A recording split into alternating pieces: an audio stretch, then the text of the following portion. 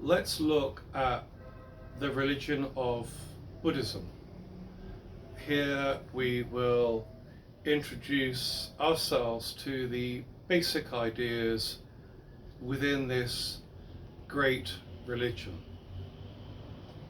Now, when I say great, I mean it's one of the biggest. So, for example, if you have a Christian outlook or a Muslim outlook, or you are not particularly spiritual, you'll go, well, what is great? Hang on, great? But by great, I mean one of the largest religions in the world. There are 440 plus million Buddhists in the world. So if there are that a number of people, we would assume that there's something interesting about Buddhism that that reflects on life and the world we live in. So Buddhism means, the term means to be awake, to be aware. Immediately we go, well, what do we need to be awake and aware to? Well, let's look at this. We're going to keep it really simple. I know that in some of my podcasts I have gone over elaborated, but this time we're going to keep it simple. What Buddhism is. So Buddhism arose in the northern part of India. You can call it the Himalayan region, which will go all the way through Nepal, India, and then into what is today Pakistan. And the word is a Sanskrit word. It was the language of that region. Apparently a huge invading swathe of people came back from the Caucasus called the Aryans, and they came down and they settled in this region. And so Buddhism uses the language of these people in that region, which is still found in words today in Hindu. So Sanskrit was the language of these people, and it was in this furtive region that Buddhism arose.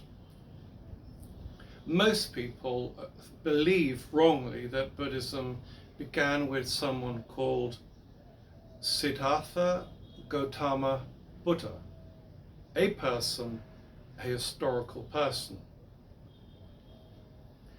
And so Buddhism refers to the idea that we can be awake and aware and gain freedom and liberation from the negative cycles and negative things and the materialism of the world, which they consider to be the source, the primary source of suffering. If we take a step back to look at our lives and reflect on the term suffering, we will go, well, it could be stress, it could be relationship with someone else, it could be a frustration in something that you feel you haven't achieved. It could be an unhappiness with what you're doing, but generally will imply that it refers to your relationship, one's relationship to the material world. So Buddhism means to be, the term Buddha is a Sanskrit term, the language of this region, which means to be awake and to be aware.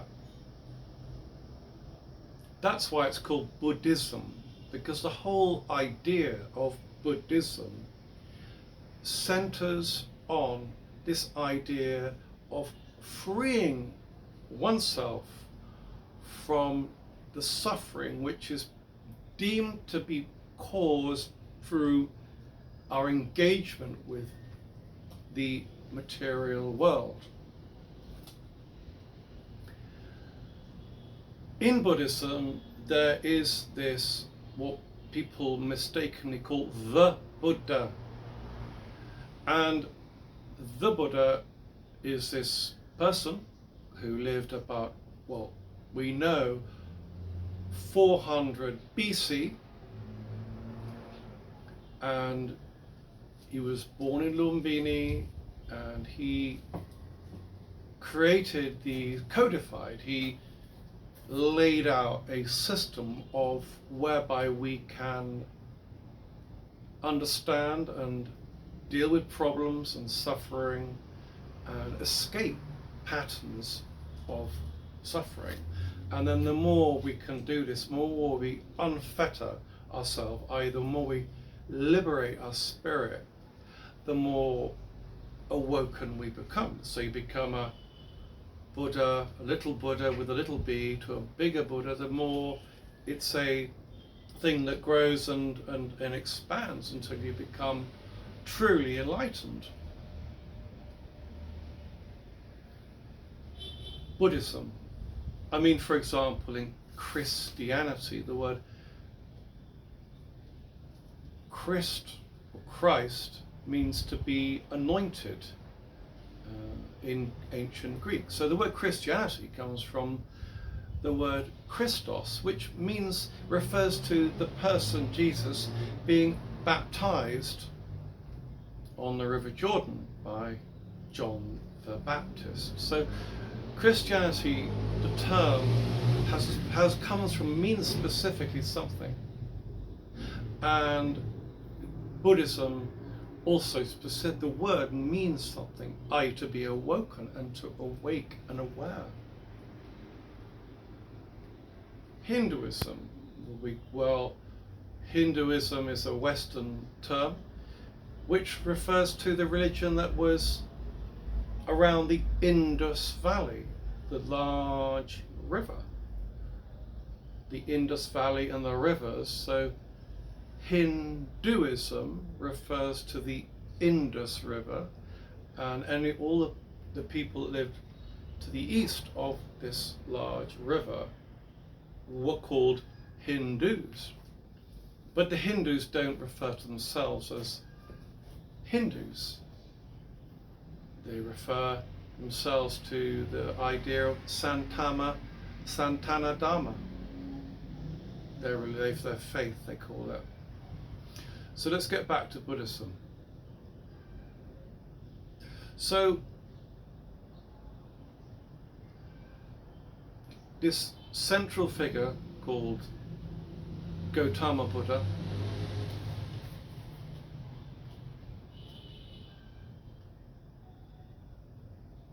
created these two primary ideas to help us to become awake, to become free from the material world. And they're called the Four Noble Truths. Four Noble Truths. You can think of the term noble not in as a lord or a marquis or a feudal lord, but think of the noble as in virtuous arising. So they're virtues or qualities. And the Four Noble Truths are truths. So by truth we mean something that is valid, that we can associate with, something that's got worth, rather than something that's not true. Traditionally, truth, good, were words that we congregate towards righteousness. So the Four Noble Truths is if you like, the core of Buddhist teaching as to most people. The Four Noble Truths are these, that on one, in the world, and the world we live in around us, there is suffering, there's poverty, there's anxiety, there's old age, there's death, there's unhappiness. These will be called suffering. And the Sanskrit term, if you like words, you could really start to learn these words because they're great words. They call it dukkha or dukkha, which is in the Sanskrit language means suffering. Dukkha. The second noble truth, identified by the Buddha, is arudaya. And that second noble truth is it looks at the arising of suffering. Suffering arises. And it looks at how the causes of suffering arise. By suffering, I mean, let's say, an addiction to spending, buying things. Then you have not enough money to do something else. You become addicted to something. You become, say, an alcoholic. Becomes addicted to alcohol, drugs, staying in an unhappy relationship, and when it's not resolvable, be an idea of, we look at the causes of suffering. Now, if we can identify, say,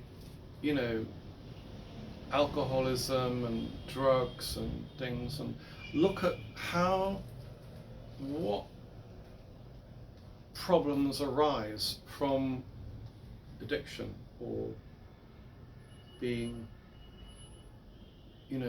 attached, desire to certain things in our lives. So it looks at how this suffering can arise, in terms of death. We all have a limited span physically on this world, but the idea in Buddhism is that you can develop your spiritual path and realize that the spirit transcends the physical duration of the body on earth. Poverty, how to have enough to put food on your place, to provide shelter, to provide support for your family, if you like. So the second noble truth is called in Sanskrit samudaya, and samudaya means the arising of suffering, the arising of negative karma, i.e. things that cause suffering. But we look at what causes and provokes and put us in these situations.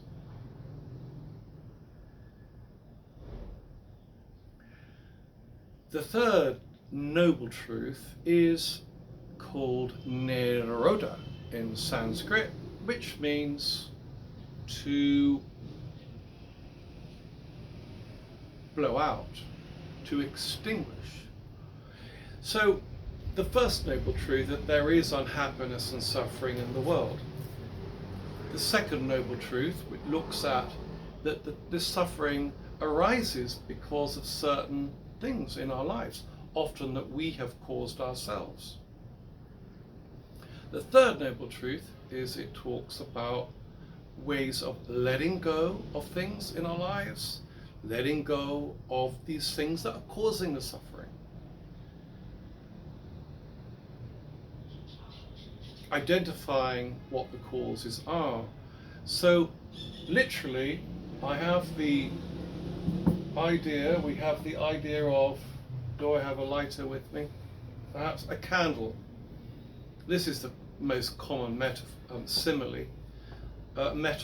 to explain the idea. You have a candle, an alcoholic will light the candle, i.e. engage in the thing. He'll light the candle and An alcoholic is someone that can't control their alcohol. So light the candle, light the candle, light the candle, light the candle. The candle will always be there, and the candle will become a dark candle. The candle will cause unhappiness. Happiness will cause ill health.